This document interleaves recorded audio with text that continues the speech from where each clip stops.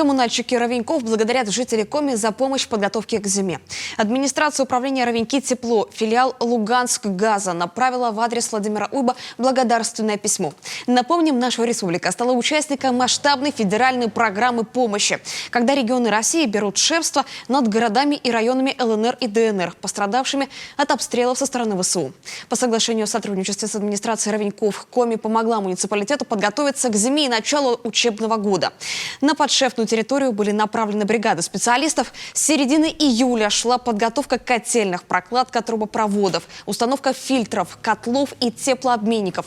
Коммунальным организациям Ровеньков Коми передала 2 водовоза и асфальтный каток. Кроме того, в город было направлено 2 машины гуманитарной помощи, которую собрали жители со всех городов и районов республики. Это предметы первой необходимости, канцелярские принадлежности, продукты питания, книги, медицинские и другие товары. В общей сложности около 50 тонн груза. Всего же из Коми в Донбасс было отправлено 135 тонн груза.